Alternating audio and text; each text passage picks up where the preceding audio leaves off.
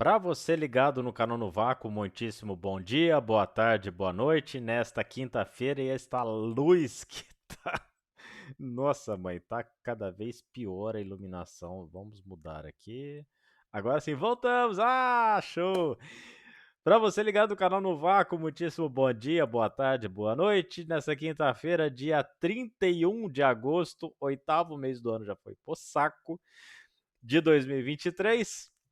Gravando a edição de número 611, sem óculos, porque eu esqueci lá no quarto. Aliás, lá na sala, estou gravando aqui nos nossos estúdios A1, mais precisamente às 12h34 do horário oficial de Brasília. E final de semana cheio, com as categorias principais, todas elas, seja no turismo, ou no Fórmula, ou no motociclismo, correndo nesse final de semana. Começar pela Fórmula 1. Fórmula 2 e, ao contrário da Anta aqui, que falou que ia ter Fórmula 3 lá na Holanda, não, Fórmula 3 é agora em Monza, e inclusive a final do campeonato, a gente vai começar por ela. O Gabriel Bortoleto precisa de 7 míseros pontinhos no final de semana, que distribui para lá de 30, para sagrar-se campeão da temporada deste ano.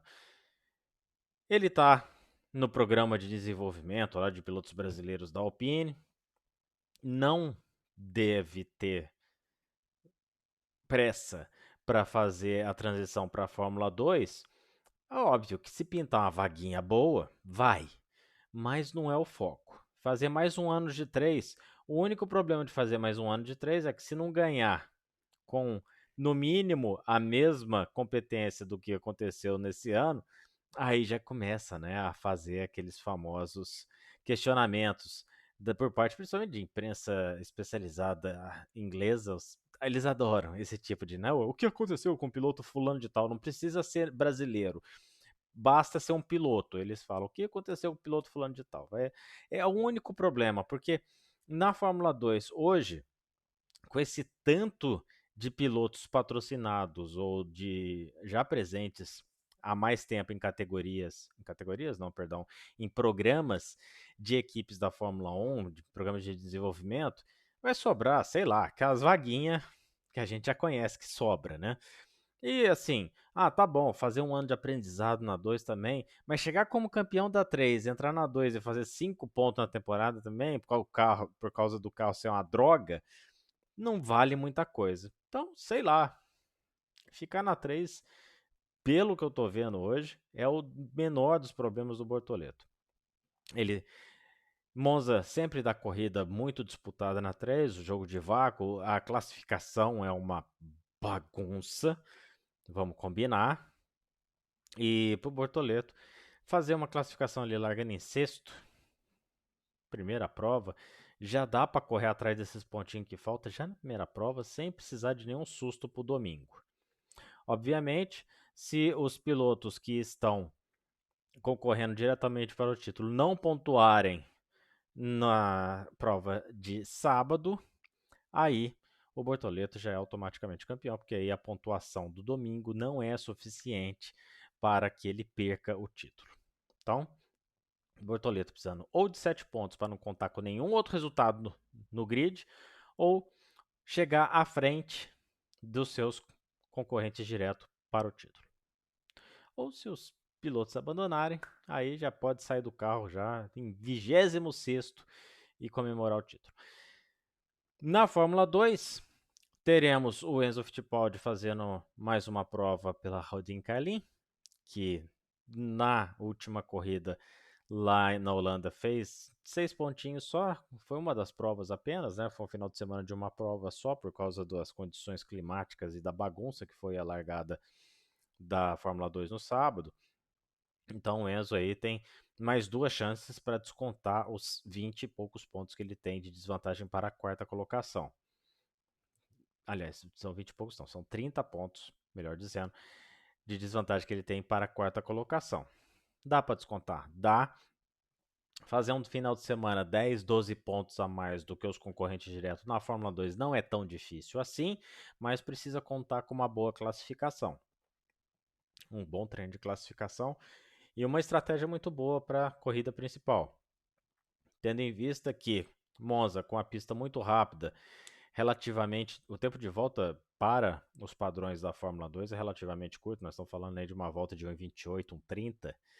Então, um bom posicionamento de pista é crucial. Voltar, por exemplo, pneu novo atrás do tráfego com pneu velho é perdi para perder a corrida de monte. Sorte pro Enzo nessa tentativa aí da pontuação para superlicença. E já passando para a Fórmula 1, o atual campeão da Fórmula 2, o Felipe Drugovich, fará sua estreia em finais de semana da Fórmula 1 em Monza, fazendo o treino livre de sexta. Deve fazer lá com a Aston Martin para buscar milhagem. Ele passou o ano inteiro praticamente andando em simulador e andando no carro de 2021. Ele, tá bom, fez parte da pré-temporada de 2023, fez, mas isso, o carro de hoje é completamente diferente do carro de fevereiro. Vamos combinar. Então, o Drogovic, importante é ficar no cinza. Só isso, Felipe, que a gente pede para você. Pode terminar em último, ninguém vai ligar, mas não me bate essa Aston Martin, pelo amor dos meus filhinhos, porque você está fazendo esse treino de sexta com o pessoal da Alfa Romeo, que tá com essa pintura linda e dá vontade de dar na orelha do, né? Por que que não faz a bendita pintura, para não falar palavrão, pro ano inteiro? Aí faz aquela pintura corporativa que é mais feia que o uniforme 3 do Flamengo, vamos combinar? E deixa essa lindeza dessa pintura da Alfa Romeo de fora do jogo, né? Mas o pessoal da Alfa Romeo já... Por quê? Aí, né, começa a sessão Silly Season. O Sargent tem, acho que a última chance dele de ter um carro competitivo para mostrar que fazer aquela golfinhada. Oitavo lugar por Sargent no Grande Prêmio de Monza é vitória, título mundial, porque ele agarrar-se-á a esse resultado, esses 4 pontinhos até o final da temporada para defender a permanência dele na Fórmula 1. A verdade é essa. Ele não conseguindo esses resultados todos, aí o Chu, que tá com a cabeça prêmio lá na Alfa, por motivos de, né? Porque de vez em quando a Fórmula 1 gosta de dar uma panelinha quente com óleo, né, e subir a fritura. Não vejo motivo para trocar o Chu. Honestamente falando, fez as últimas 6 provas, se a gente fazer uma comparação direta com Bottas, ele foi melhor. Teve a batida lá na Holanda, mas circunstancial, né, gente? Caiu um famoso de um pé d'água e não foi só ele que errou. Foi ele só que bateu forte, os outros saíram, mas ele, né? Quando bate também o Chu, faz o estrago, vi de Inglaterra do ano passado. Mas, o Sargent não ficando, o Chu sairia da Alfa Romeo e ia para Williams. O Williams, né, vai gostar de um dinheirinho, né? O Chu chega lá com os troquinhos lá da China, né? Agradece. E a Williams, ao que parece, já está contando com a saída do álbum para uma das equipes grandes. Então, um pouquinho de renovação e um pouquinho também de aposta para um futuro não tão distante assim, fará bastante sentido. E aí o Drogovic fazendo esse treino de sexta-feira, é para o Alfa Romeo falar, e aí, manda a telemetria para cá e vai comparar com a do Chu. Você acha que não? É, né? Foi assim que tiraram o De Vries esse ano, você acha que não vai acontecer? Falar em pintura nova, ou pintura especial, melhor dizendo, a Ferrari vem com essa pintura aí com detalhes em amarelo e preto no carro, porque, né, obviamente, a escuderia tem ali no escudeto o fundo amarelo, o cavalinho rampante em preto. Então eles estão fazendo aí o uniforme também, o macacão dos pilotos tem um escrito em Ferrari aqui no peito, bem ao estilo anos 80, né, patrocínio de cigarro, para não falar o nome da marca aqui. E, aliás, patrocínio de cigarros, né? Porque a Ligier tinha macacão assim, a McLaren tinha macacão assim, aí vocês, a Lotus tinha macacão assim. Então, né? Aquele pé baixo do peito aqui, aquela marca na barriga do tamanho de um bode. E era marca de cigarro. Então a Ferrari tá usando isso, mas com a marca dele ficou de bom gosto. Eu gostei do. Não tá tão assim impactante, chamativo como é a pintura da Alfa em termos de beleza, mas tá de bom gosto. Melhor assim. E por falar em Silly Season, a Mercedes anunciou hoje a renovação de Hamilton e Russell para 2025. O contrato do Hamilton terminava esse ano, o contrato do Russell para 2024. E aí a Mercedes falou: vamos arrumar essa bagaça? Vamos. Então vão os dois até 2025. Para 2026 vai entrar a regra nova, o novo regulamento dos carros, mais basicamente de motores, né? Eles vão mexer um pouco de distância entre eixos, vão reduzir um pouco, o carro vai ficar menor em comprimento, mas o que interessa para 2026 é o pacote de unidade motriz, que vai ser completamente diferente, vai ter novos combustíveis, vai reduzir um pouco, vai aumentar, né, a proporção elétrica, vai ser um carro mais híbrido, ou seja, a Fórmula 1 fará mudanças profundas no carro para 2026. Até lá, a Mercedes vai apostar na continuidade. Faz todo sentido. Nem Hamilton, nem Russell fazem temporadas horrendas, longe disso, com os carros que foram dados a eles. Já saiu pole, sai pódio com alguma frequência, né? Não sendo a estratégia que foi feita lá na Holanda, um dos dois certamente subiria ao pódio naquela corrida. O Russell bateu com o Norris, mas é de jogo, né, gente? Tocou, bateu roda com roda, é corrida, acontece. Mas até aquele momento, o Russell estava fazendo uma corrida de recuperação impecável na Holanda. E, senhor Mick Schumacher, se quiser alguma coisa com Fórmula 1 num curto espaço de tempo, tem que olhar naquela briguinha que eu falei lá de Schuh, Sargent, Albon lá pro lado da Williams. Tá lá o futuro dele a curto prazo na Fórmula 1. O que vai se desenvolver, o que será desenvolvido nessa história, a seguir cenas do próximo capítulo. Não tem hoje, dentro da Williams, um favorito para a segunda vaga. No caso do Albon continuando lá, porque o Sainz não sairia da Ferrari. O Sainz, de novo, né, lembrando aqui, tem contrato até 2024 junto com o Leclerc, mas as conversas de renovação começaram apenas com o Leclerc esse ano, e o Sainz e a Ferrari já disseram que até o final do ano vão resolver o que vão fazer. Ao que tudo parece, em Oshu saindo da Alfa Romeo, quem sabe Sainz e o Bottas tem contrato até 24, até 25, perdão, na Alfa Romeo. Então, sei lá, o Sainz anunciaria para 26 e ficaria um ano na reserva. A Alfa Romeo fala, então, Chu, sai você e chama o Drogovic como depois um contrato para 26, ficando, sabe, na reserva. Dá para montar um monte de teoria aqui, mas eu acho muito improvável que o próprio Drogovic aceite ficar na reserva da Fórmula 1 tanto tempo, esperando uma possível vaga na saída eventual do Bottas lá na frente na Alfa Romeo. E aí, e nessa ótica, faz sentido o Drogovic fazer uma pausa nos motores a combustão e se aventurar lá na Fórmula E, que seria uma aventura com resultado muito positivo, a julgar pelos 2 testes pela Maserati que ele fez esse ano. Então, a seguir cenas do próximo capítulo. Verdade que a Williams tem uma vaga oficialmente só em aberto para o ano que vem. A AlphaTauri ainda não decidiu o que vai fazer da vida. Até porque agora, com essa lesão do Ricardo, eles vão avaliar o Liam Lawson. Agora o Lawson tem que andar pelo menos perto do Tsunoda. Por quê? É uma pista fácil, a pista de Monza, em termos de memorização, em termos até de pilotagem. Obviamente é uma pista arriscada, porque você tem que estar toda hora dando com o carro na zebra, mas é uma pista que propiciou o pontinho do De Vries ano passado, que, né, fez aquela, inclusive este que vos fala, caindo no conto do De Vries. Então, a ver, é para fazer realmente uma corrida mais sólida. E, a julgar pelo tempo de recuperação que o Ricardo possa ter, voltaria apenas no Japão. Então ele teria também Singapura, que é uma pista muito mais difícil de mostrar resultado. Mas como tem safety car, tudo vai que entra na zona de classificação, uma zona de pontuação. É esse o cenário da Silly Season. A Fórmula 1 está indo para Monza com C3, C4, C5, a gama mais macia da temporada inteira.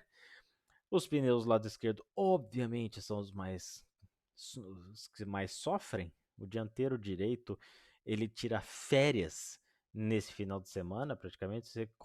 Olha, ouso dizer que se colocar o dianteiro direito no sexta-feira, dá para fazer a corrida de domingo inteira com ele. Porque realmente. E se a gente olhar as temperaturas previstas para a Itália, são temperaturas amenas. 23, 25 graus, dá 39, 40 de asfalto, tá ok.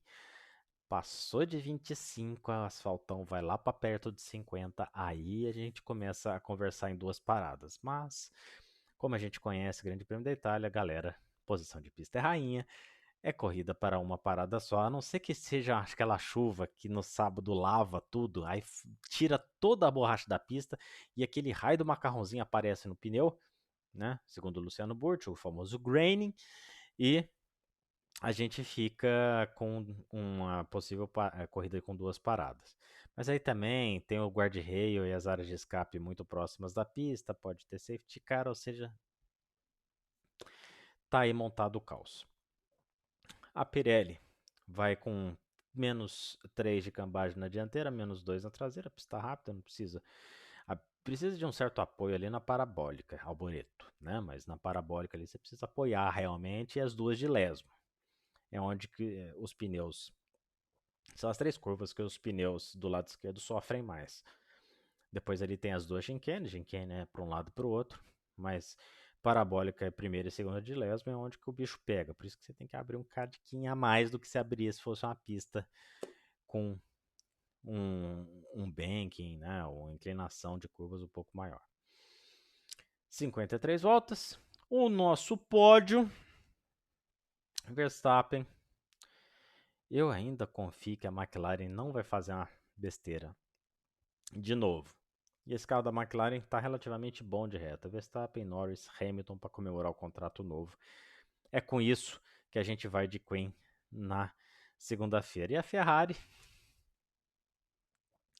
fizer quinto lugar no domingo, levanta a mão para o céu, erguei as mãos e dai glória a Deus. Charles Leclerc e Carlos Sainz. Teremos o Grande Prêmio de Portland. Segundo match point do Palou na temporada, 74 pontos de diferença para o Dixon.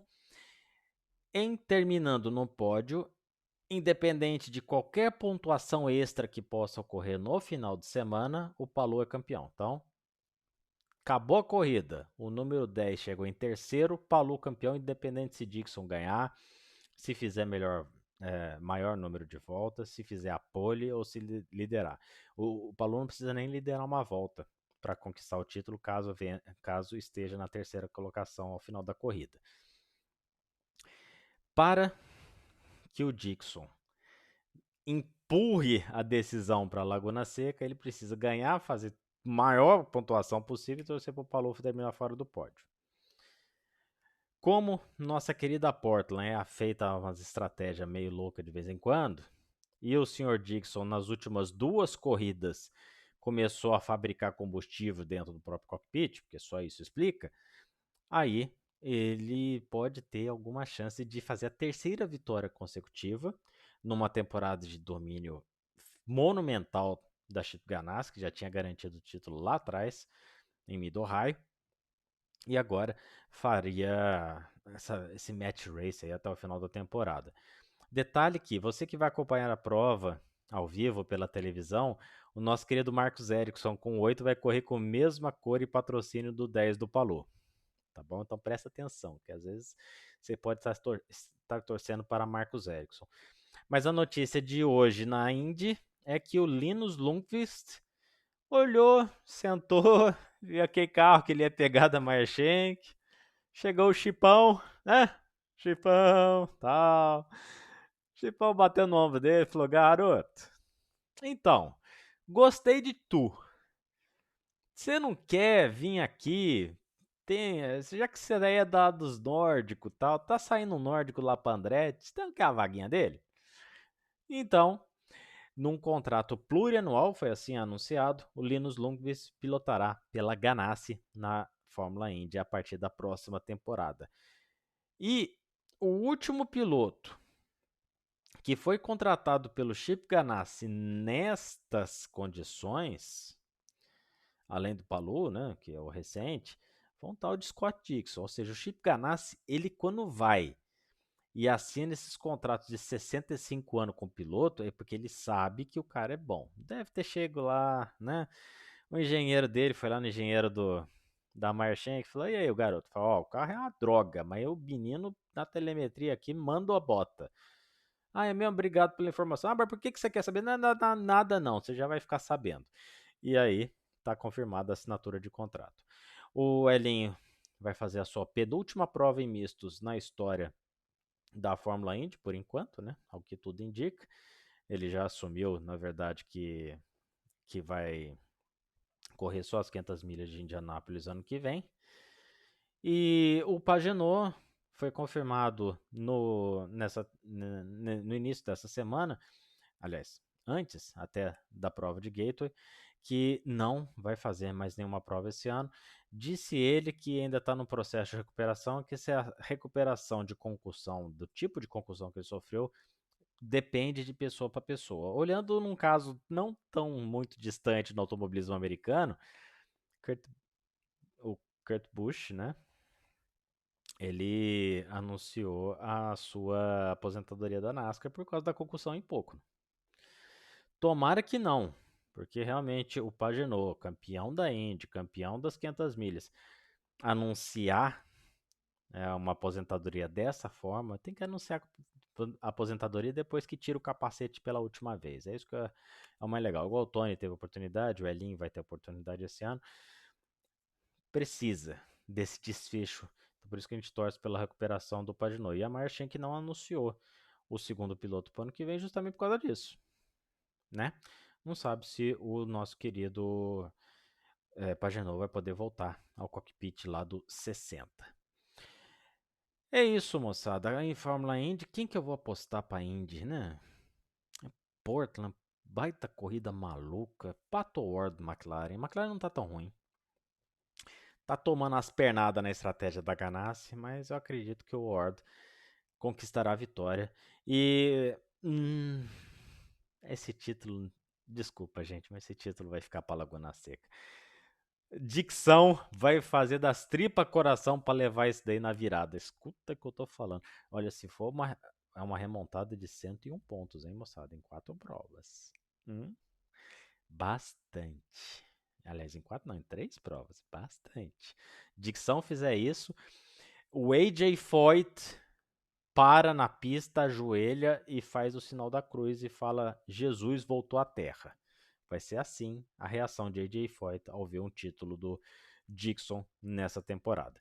E você está vendo aí, né? Você que não está no YouTube, está no Spotify acompanhando a gente, corre lá para o YouTube. Você vai ver o nosso querido Palu dando o último sorriso dele antes de receber a informação do processo duplo que ele está levando da McLaren. Arrumou uma sarna para se coçar. Eu quero ver focar para resultado, né? Porque teve essa época do ano passado que ficou naquela, né? E só voltou a andar depois resolveu a vida. Abre o olho para essa disputa de título, seu Paulo. Só isso que eu tenho que falar. Ah, só para não passar batido, né? Automobilismo americano. A gente não falou na segunda-feira, essa besta quadrada. O Nick Jafone garantiu o título da USF 2000 Júnior lá em Austin, numas boas provas, inclusive, dos pilotos brasileiros, né? Teve brasileiro terminando na sexta colocação, ele conquistou a sétima colocação, precisava só existir na prova do domingo. Era largar, dar uma volta e ia computar que ele deu uma volta na pista e já estava elegível para ganhar os pontos. Então, correu, sabe? Daquele jeito. Ah, deixa o pessoal se matar. Ah, você quer passar, filho? Vai. Não quero quebrar o carro, né?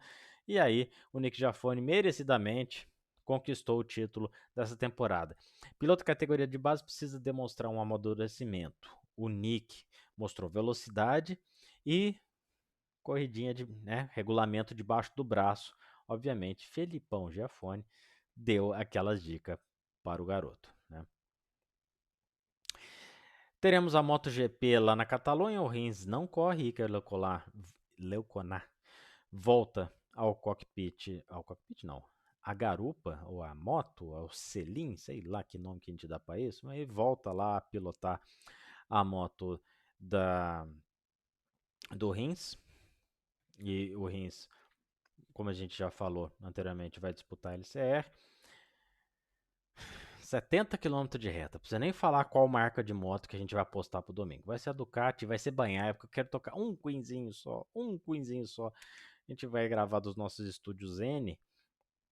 É um só, pelo menos, para garantir na semana, né? Então, vitória do Peco Banhaia no domingo. Curiosamente, Barcelona no ano passado foi uma das únicas provas que a Yamaha, nas mãos do Quartararo, andou bem. Yamaha, que tem o Morbidelli fazendo suas últimas provas pela equipe, mas que já está praticamente certo para a Ducati ano que vem. E aí falta escolher qual Ducati que ele vai pilotar. Mas, né, padrinhado pelo Vale, pelo Dottore, vai, né? Você acha que não vai na Mune? VR46? Tá bom. Eu me surpreenderia se eu escolhesse outra moto, tá bom? Verdade é essa. Acho que o Morbidelli não é piloto ruim de moto. O problema é que de um ano e meio pra cá, o santo dele com o santo da direção da Yamaha parou de casar. E aí, meu querido, esquece. Vai ter Moto 3, obviamente, corridinha de enxame, né? Pra variar. Diogo Moreira, nosso garoto, sexto colocado no campeonato, fazer aquela corridinha famosa, golfinhada, ou seja, vai lá, sobe e faz aquela graça, porque o campeonato 67 pontos, um abraço, né? Não tem como chegar. E se o Banhaia fizer outro final de semana perfeito, gente, vocês podem, olha, ele vai sentar nessa Ducati dele até o final da temporada, vai chegar em sexto tudo que é corrida e ainda vai ser campeão. E teremos a primeira prova dos playoffs da NASCAR de 2023 lá no Too of to Tame, em Darlington, nos Estados Unidos, com 16 pilotos brigando. A gente já passou essa lista aqui dos 16 na segunda-feira. Tá aí a foto bonita, linda da NASCAR, todo mundo de bração cruzado, bravinho, faz aquela pose com seus patrocinadores. Bubba Wallace, o primeiro piloto afrodescendente a participar dos playoffs na história da categoria. E Kevin Flamengo Harvick é a nossa aposta para Darlington. Darlington, assim, obviamente, o Kyle Larson nos últimos anos que foi para lá foi reizinho. Vamos combinar, né? Tem o Sr. Martin Truex Jr., que tá na mão com o foguetinho lá da Joe Gibbs. É a Joe Gibbs que tá funcionando. O Danny Hamlin tá participando desses playoffs pela Joe Gibbs, mas a cabeça dele já tá lá na 2311, a equipe dele, com o carro 67. Ou seja, é todo mundo pensando, né, no Martin Truex Jr. Se tiver que priorizar recursos, bem que na NASCAR não tem muito disso, né? Mas se tiver uma priorização de recursos da equipe, seria para o Martin Truex Jr. e faria todo sentido em função de tudo essa quizumba que o Danny Hamlin aprontou na equipe durante 2023. Então fica aí a nossa aposta para Kevin Harvick, para a gente tocar Queen na segunda-feira. Mas Penske leva carro bom. Só avisando. E depois que Austin, Figueirense e Cindric, né? Tem o Kevin Flamengo Harvick e tem o Austin Figueirense e Cindric. Que vai lá, faz um campeonato ok, no outro quase rebaixado. Austin Cindric vai cumprir tabela de Penske. Cumprir tabela de Penske, perdendo para Titles original, perdendo para Chris Buescher com 3 vitórias. Ah, o último que fez os negócios desses na Penske chama-se Sam Hornish Jr., mas não durou muito, né? Inclusive, quando tinha o carro da manhã, né, um dos primeiros carros da manhã, uma dos setups, dos ajustes de carro que a Penske fazia era deixar a dianteira apontada o máximo possível para a esquerda, né, vendo o carro de frente, então, aliás, para a direita, né, vendo o carro de frente, mas a esquerda do piloto, então deixava a dianteira apontada o máximo para a esquerda para ajudar o Sam Hornish a fazer as coisas. Então eles desalinhavam os eixos para ver se o Sam Hornish fazia a curva mais rápido, mas nem assim dava. Sam Hornish capeta na Indy, na IRL, nos ovais, vencedor de 500 milhas, campeão da categoria, mas na NASCAR, na NASCAR, não fez absolutamente nada. E não foi o único, tá? Dário Franchitti também foi pra NASCAR. Encerrou a carreira na NASCAR com 2 pernas quebradas lá em Talladega. Acontece, gente. Tem gente que sai do Open Wheels e vai pro seu Closed Wheels e não vai. O que eu posso fazer? É a vida. É a vida, é a vida e é bonita, como diria Benito de Paula. Bom, a gente volta então na segunda-feira, diretamente. Agora não tem iluminação nenhuma, né? Porque o sol baixou, não acende a luz. A gente volta na segunda-feira. Ah, agora apareceu. Obrigado, Jesus. A gente volta na segunda-feira, direto do nosso Estúdio Zen. Não vai ter slide, mas vai ter a classificaçãozinha cantada. Vamos fazer pautinha, né? E você que chegou até aqui, inscreva-se nesse canal, compartilhe esse vídeo nas redes sociais, curta esse vídeo, comente esse vídeo. Vamos subir. É chato pedir, é bastante. É muito chato ficar pedindo, mas é necessário. Quem não chora não mama. Tá bom? Um grande abraço para vocês. Aproveitando que os 2 últimos próximos programas não terão o famoso sobe vinheta. Tchau, tchau.